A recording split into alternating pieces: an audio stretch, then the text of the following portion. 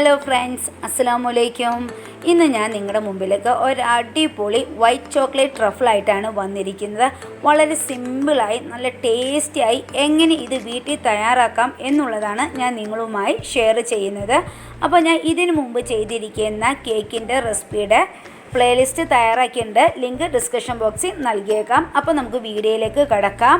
ഇപ്പോൾ ഞാൻ ഇതിനായിട്ട് 1 കപ്പ് മൈദയാണ് എടുത്തിരിക്കുന്നത്.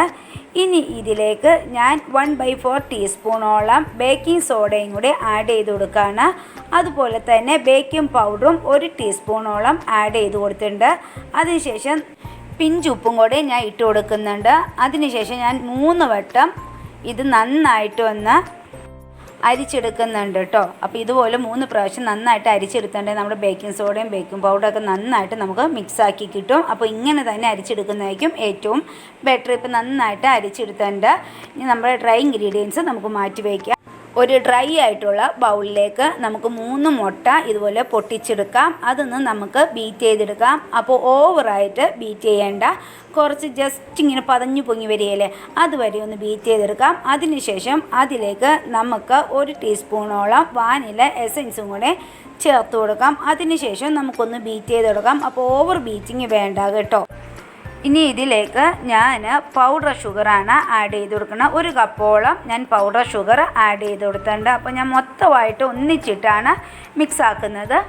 3/4 കപ്പോളം പഞ്ചസാര എടുത്ത് പൊടിച്ചപ്പോഴാണ് എനിക്ക് 1 കപ്പ് പൗഡർ ഷുഗർ കിട്ടിയത്. അതിന് മിക്സ് ആക്കിയ ശേഷം നമ്മൾ സൺഫ്ലവർ ഓയിൽ 1/4 കപ്പ് ആഡ് ചെയ്ത് കൊടുത്തു. അതിനുശേഷം നമ്മളൊന്ന് ബീറ്റ് ചെയ്യുകയാണ്. അപ്പോൾ നമ്മൾ ഓയിൽ ഊറ്റി കഴിഞ്ഞ് ഒത്തിരി നേരം ബീറ്റ് ചെയ്യേണ്ട കേട്ടോ.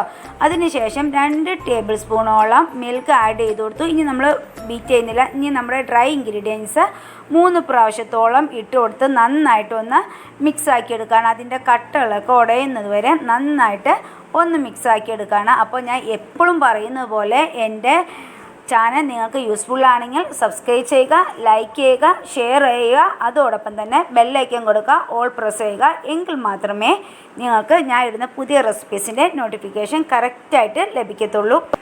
ഇങ്ങനെ നമ്മൾ 3 പ്രാവശ്യം ഇട്ട് നന്നായിട്ട് ഫോൾഡ് ചെയ്ത് കൊടുക്കുമ്പോൾ ഉണ്ടല്ലോ, നമ്മുടെ കേക്ക് നല്ല പെർഫെക്റ്റ് ആയിട്ട് നമുക്ക് കിട്ടുകയും ചെയ്യും. അതിലുള്ള കട്ടകളൊക്കെ നന്നായിട്ട് ഉടഞ്ഞ് കിട്ടുകയും ചെയ്യും. നല്ല സോഫ്റ്റ് ആയിട്ടുള്ളൊരു കേക്കാണ്. അപ്പോൾ എല്ലാവരും ട്രൈ ചെയ്ത് നോക്കുക. ട്രൈ ചെയ്ത് നോക്കിയ ശേഷം ഫീഡ്ബാക്ക് കമൻറ്റ് ബോക്സിൽ അറിയിക്കുകയും ചെയ്യുക. ഇഷ്ടപ്പെട്ട ഫ്രണ്ട്സിനൊക്കെ ഷെയർ ചെയ്ത് കൊടുക്കുകയും ചെയ്യുക. നമുക്കങ്ങനെ നന്നായിട്ടൊന്ന് ഫോൾഡ് ചെയ്തെടുക്കാം. നമുക്ക് നോക്കാം, ഒരുപാട് തിക്നെസ് ഇല്ല, എന്നാൽ അത്യാവശ്യം തിക്നെസ്സോട് കൂടി തന്നെയാണ് നമ്മൾ ഫോൾഡ് ചെയ്തെടുക്കുന്നത്. ഒരു സിമ്പിൾ റെസിപ്പിയാണ്. ആർക്ക് വേണമെങ്കിലും വളരെ പെട്ടെന്ന് തയ്യാറാക്കാവുന്നതേ ഉള്ളൂ. അപ്പോൾ നമുക്ക് നന്നായിട്ട് ഫോൾഡായി കിട്ടിയിട്ടുണ്ട്. ഇനി ഇതിലേക്ക് ഞാൻ വിനെഗറാണ് ആഡ് ചെയ്യുന്നത്. 1/2 ടീസ്പൂണോളം വിനെഗറും കൂടെ ആഡ് ചെയ്ത് കൊടുക്കുകയാണ്. ഇത് നമ്മുടെ കേക്ക് നല്ല സ്പോഞ്ചി ആയിട്ട് കിട്ടാൻ വേണ്ടിയാണ് ഇങ്ങനെ ചെയ്യുന്നത്. ഇനി ഇതില്ല എങ്കിൽ പോലും കുഴപ്പവുമില്ല കേട്ടോ. അപ്പോൾ നന്നായിട്ടൊന്ന് മിക്സ് ആക്കാം. അതിനുശേഷം നമുക്ക് ഓവർ മിക്സിങ് വേണ്ട. ഇപ്പം നമ്മൾ ഗ്രീസ് ചെയ്ത് വെച്ച നമ്മുടെ പാത്രത്തിലേക്ക് നമ്മുടെ ബാറ്റർ ഒഴിച്ചു കൊടുക്കുകയാണ്. അപ്പം ഞാൻ 7 ഇഞ്ചിൻ്റെ മോൾഡാണ് എടുത്തിരിക്കുന്നത്. അതിനുശേഷം നമുക്കൊന്ന് ടാപ്പ് ചെയ്ത് കൊടുക്കാം. അപ്പോൾ അതിലുള്ള ബബിൾസൊക്കെ അങ്ങോട്ട് ഒന്ന് പോയി കിട്ടാൻ വേണ്ടിയാണ് നമ്മളൊന്ന് ടാപ്പ് ചെയ്ത് കൊടുക്കുന്നത്. ഇനി നമുക്ക് ഞാൻ 10 മിനിറ്റോളം ഹീറ്റ് ചെയ്ത് വെച്ചിരിക്കുന്ന നമ്മുടെ പാത്രത്തിലേക്ക് വെച്ച് കൊടുത്തു. ഇനി നമുക്ക് അടച്ച് വെച്ച് ഒരു 30-35 മിനിറ്റോളം കേക്ക് ബേക്ക് ആവാൻ വേണ്ടി വെയിറ്റ് ചെയ്യാം. അപ്പോൾ എൻ്റെ കേക്ക് ബേക്കായിട്ടുണ്ട്. നമുക്ക് നോക്കാം. ഇതാ നോക്ക്, നല്ല പെർഫെക്റ്റ് ആയിട്ട് കേക്ക് കിട്ടിയിട്ടുണ്ട്. അപ്പോൾ തണുക്കാനായിട്ട് ഞാനത് മാറ്റി വെച്ചു. ഞാൻ ഇതിനായിട്ട് 300 ഗ്രാം വൈറ്റ് കോമ്പൗണ്ടാണ് എടുത്തിരിക്കുന്നത്. അപ്പോൾ ഞാൻ മോഡിൻ്റെയാണ് എടുത്തിരിക്കുന്നത്. നല്ലൊരു പെർഫെക്റ്റ് ആയിട്ടുള്ള വൈറ്റ് കോമ്പൗണ്ടാണ് മോഡിൻ്റെ. അപ്പോൾ ഇതിലെ ഓരോ ബാറും 100 ഗ്രാം വീതമുള്ളതാണ്. ഇതിൻ്റെ 3 ബാറേ നമുക്ക് ആവശ്യമായുള്ളൂ. ഞാൻ ഇനി ഇതിനായിട്ട് 250 ഗ്രാമോളം ഫ്രഷ് ക്രീമാണ് എടുത്തിരിക്കുന്നത്. 2 ടേബിൾ സ്പൂണോളം ഷുഗറും കൂടെ ഇതിലേക്ക് ഞാൻ ആഡ് ചെയ്ത് കൊടുത്തിട്ടുണ്ട്. അപ്പോൾ ചെറിയ തീയിൽ ഇട്ടുകൊണ്ട് ഞാൻ ജസ്റ്റ് ഒന്ന് തിളപ്പിച്ചെടുക്കുകയാണ്. ഇനി വലിയ പീസായിട്ട് വൈറ്റ് കോമ്പൗണ്ട് ഞാൻ എടുത്തിരിക്കുന്നത്. അത് ഇതിലേക്ക് ഇട്ട് കൊടുക്കാം. അപ്പോൾ ഗ്രേറ്റ് ചെയ്താണ് നിങ്ങൾക്ക് ഇടേണ്ടതെങ്കിൽ അങ്ങനെയും ഇട്ട് കൊടുക്കാം. അങ്ങനെ എടുക്കുമ്പോൾ പെട്ടെന്ന് തന്നെ നമുക്ക് മെൽറ്റായി കിട്ടും. അപ്പോൾ നന്നായി ചൂടായ ശേഷം മാത്രമാണ് ചോക്ലേറ്റ് ഇട്ട് കൊടുക്കാവുള്ളൂ. നന്നായി മിക്സ് ആക്കിയ ശേഷം ഞാൻ ഫ്ലെയിം ഓഫ് ചെയ്തിട്ടുണ്ട്. ഇപ്പോൾ നമ്മുടെ ഗനാഷ് റെഡി ആയിട്ടുണ്ട്. ഇനി നന്നായിട്ട് മെൽറ്റായ ശേഷമാണ് തീയൊക്കെ ഓഫ് ചെയ്ത ശേഷം ഇതിലേക്ക് ബട്ടർ ആഡ് ചെയ്ത് കൊടുക്കണം. അപ്പോൾ ഞാൻ 1 ടേബിൾ സ്പൂണോളം ബട്ടറാണ് ഇതിലേക്ക് ആഡ് ചെയ്യുന്നത്. അത് നന്നായി മിക്സ് ആക്കിയ ശേഷം നമുക്ക് 20 മിനിറ്റോളം റെസ്റ്റ് ചെയ്യാനായിട്ട് മാറ്റി വയ്ക്കുക. അപ്പോൾ നമ്മുടെ നല്ല തിക്കായിട്ട് നമ്മുടെ ഗനാഷ് കിട്ടും. ഇനി നമുക്ക് നമ്മുടെ കേക്കൊക്കെ റെഡിയാക്കി എടുക്കാം.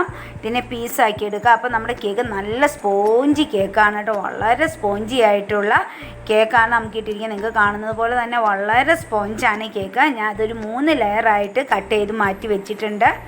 ഇനി നമുക്ക് കേക്ക് സെറ്റ് ചെയ്തെടുക്കാം.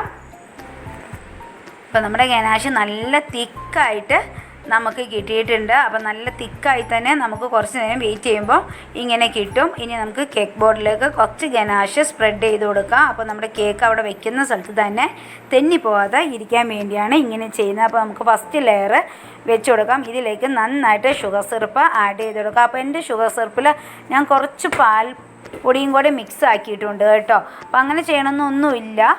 നിങ്ങൾക്ക് അങ്ങനെ ചെയ്യണമെങ്കിൽ അങ്ങനെ ചെയ്താൽ നല്ലൊരു ടേസ്റ്റ് ആയിരിക്കും. ഞാൻ വൈറ്റ് ചോക്ലേറ്റ് ട്രഫിൾ ആയതുകൊണ്ടാണ് അതങ്ങനെ ചെയ്തത്. ഇനി ഇതിൻ്റെ മുകളിലേക്ക് നമ്മുടെ ഗനാഷ് ഒഴിച്ചു കൊടുക്കുകയാണ്.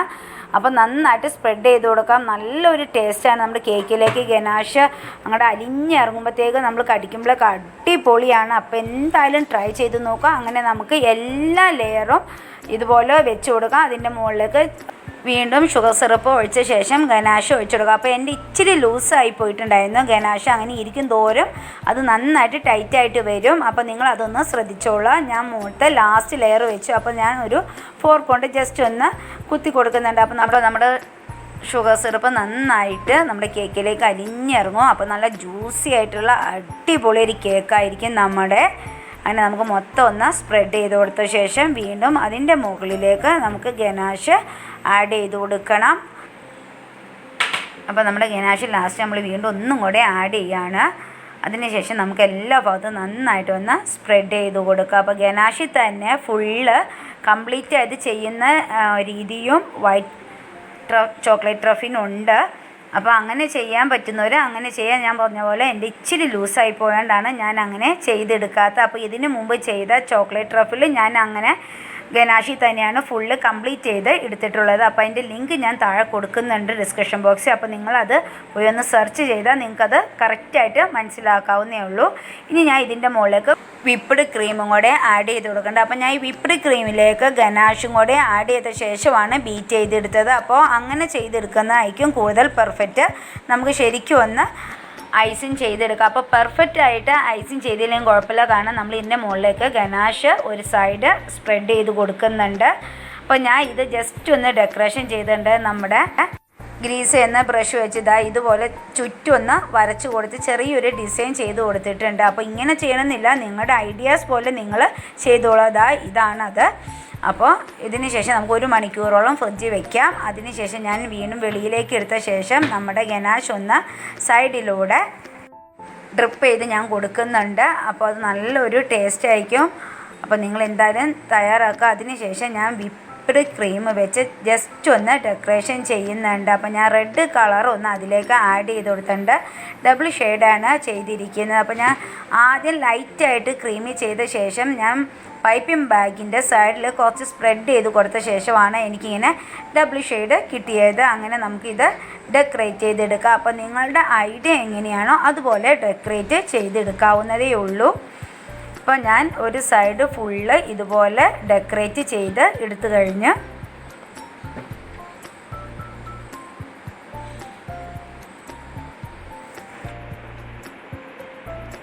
അങ്ങനെ നമുക്കൊരു സൈഡ് കംപ്ലീറ്റ് ഇതുപോലെ ഡെക്കറേഷൻ ചെയ്ത് കൊടുക്കാം. ഇതൊരു സിമ്പിൾ ഡെക്കറേഷനാണ്. ഒരുപാട് ഉള്ള ഡെക്കറേഷൻ ഒന്നുള്ള സിമ്പിളാണ്. അപ്പോൾ ഒരു സൈഡിൽ ഞാൻ ബാക്കിയുള്ള ഗനാഷും കൂടെ സ്പ്രെഡ് ചെയ്ത് കൊടുത്തു. അതിനുശേഷം കുറച്ച് ചോക്ലേറ്റ് ഞാൻ റെഡിയാക്കി എടുത്തതാണ്. ഇതുപോലെ അതൊന്ന് വെച്ച് കൊടുത്ത് ഡെക്കറേഷൻ ചെയ്ത് എടുത്തിട്ടുണ്ട്. അപ്പോൾ വളരെ ടേസ്റ്റി ആയിട്ടുള്ള ഈ കേക്ക് എന്തായാലും നിങ്ങൾ തയ്യാറാക്കി നോക്കുക. അതിനുശേഷം നിങ്ങൾ ഫീഡ്ബാക്ക് അറിയിക്കുകയും ചെയ്യുക. ഞാനപ്പോൾ ഡെക്കറേഷൻ ചെയ്ത ശേഷം ഫ്രിഡ്ജിൽ ഒരു 5 മണിക്കൂറോളം വെച്ചായിരുന്നു. അതിന് ശേഷമാണ് ഞാൻ ഇത് ഇപ്പോൾ വെളിയിലേക്ക് എടുത്തത്. അപ്പോൾ ഇത് തലേന്ന് ചെയ്ത് വെച്ചിട്ട് പിറ്റേന്ന് എടുക്കുകയാണെങ്കിൽ കൂടുതൽ ടേസ്റ്റിയും സോഫ്റ്റുമായിട്ട് നമ്മുടെ കേക്ക് ലഭിക്കുന്നതായിരിക്കും. അപ്പോൾ നോക്കുക, ഇപ്പോൾ എൻ്റെ കേക്കൊക്കെ നല്ല പെർഫെക്റ്റ് ആയിട്ട് കിട്ടിയിട്ടുണ്ട്. നല്ല ജ്യൂസി ആയിട്ടുള്ള അടിപൊളി കേക്കാണ്. നമുക്കൊന്ന് കട്ട് ചെയ്ത് നോക്കാം. ഇപ്പം ഞാൻ കട്ട് ചെയ്യാണ്. വളരെ സ്പോഞ്ചി ആയിട്ടുള്ള ജ്യൂസി ആയിട്ടുള്ള അടിപൊളി ഒരു കേക്കാണ്. നിങ്ങൾ വീഡിയോ കാണുന്നത് പോലെ തന്നെ നല്ല സോഫ്റ്റ് ആയിട്ടുള്ള ഒരു കേക്കാണ്. എന്തായാലും നിങ്ങൾ ട്രൈ ചെയ്ത് നോക്കുക.